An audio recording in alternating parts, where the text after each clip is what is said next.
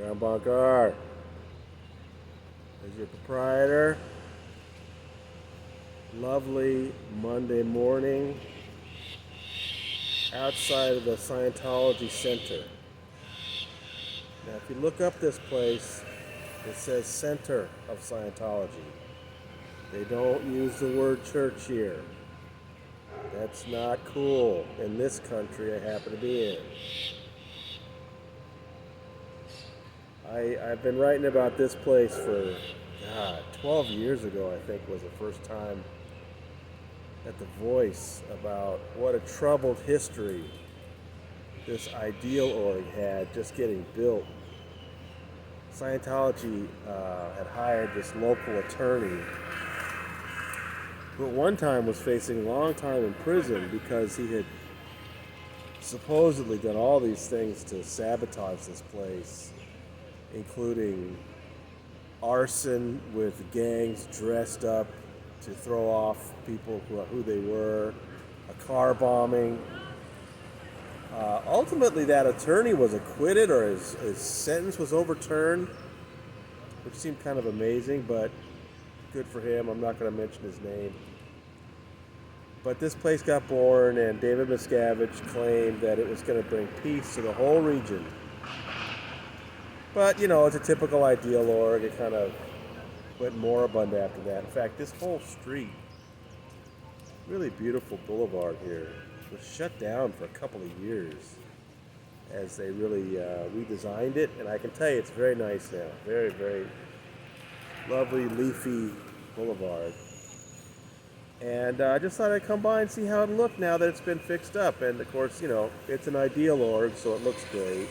It's an old movie theater that they converted. And I'm sure it's wonderful inside, and, But we've seen more and more evidence that Scientology's in trouble these last couple of years. Mike Rinder is especially good at his blog at bringing us the latest sort of panicky communications inside the churches. They have a harder and harder time. We say they have a hard time keeping the lights on, and they literally had the hard time keeping the lights on down in South Africa this week. You probably saw that story at tonyortega.substack.com. The South African Johannesburg City Power Department decided to crack down on some businesses that were way behind in their bills. And they said the Church of Scientology owed them $49,000 US. So they shut off their electricity, which was hilarious. But, we kind of predicted that was going to happen. Mike Rinder predicted when you've got these gleaming ideal orgs you spend tens of millions of dollars putting up and insist on staffing with people, even though there's no demand for, there's no more demand for Scientology anymore. There's no people walking in off the street. So, these places are not cheap to keep open. They have electricity bills and other bills. And so, it just seems like, especially after the pandemic, Scientology's struggling to keep these places open. We'll see. I've always said David Miscavige doesn't need these orgs. He doesn't even need membership. He's got the copyrights. He's got the trademarks. He's got the attorneys. He's got the piles of money from big donors. So he'll just keep going on. Of course, now he's become a defendant in a labor trafficking lawsuit. That doesn't look good for Scientology. But at tonyortega.substack.com, I have explained why that case might still be in some trouble. So we're waiting for Judge Barber to make a ruling in that labor trafficking case. The reason I keep mentioning the website name, if you're seeing this on YouTube, you may be missing out on the action over there. tonyortega.substack.com. Today we put up part 2 of a really remarkable transcript. A young man, barely out of high school, was curious about Scientology. He'd been reading the website, been reading various books, decided that he wanted to learn more from a Scientologist directly. And there was a woman in his town running a Dianetics group, so he called her up, arranged to meet her, and just recorded the conversation on his smartphone, which in his state is legal for him to do, as long as he is part of the conversation himself. And I think people are really amazed at the his calm asking of questions, really good questions. And I hope you enjoyed part two. That's up today.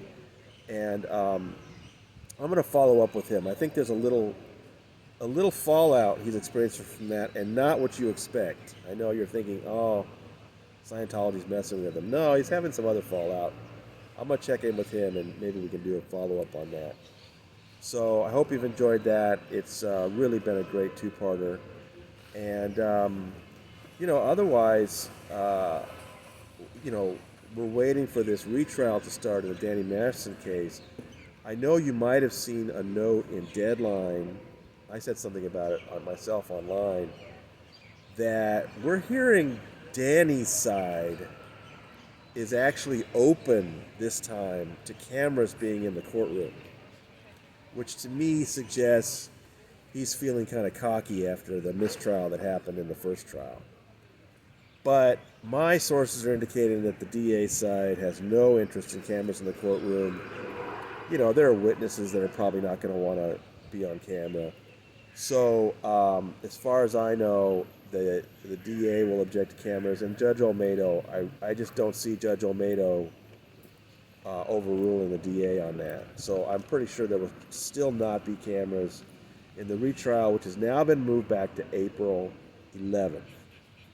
Got a number of little updates. I'm sorry I haven't been on YouTube. I had a terrible chest cold for about a week. Today's my first day back on the bike. Kind of coughing a little bit, but it's worth it. It's a beautiful day here.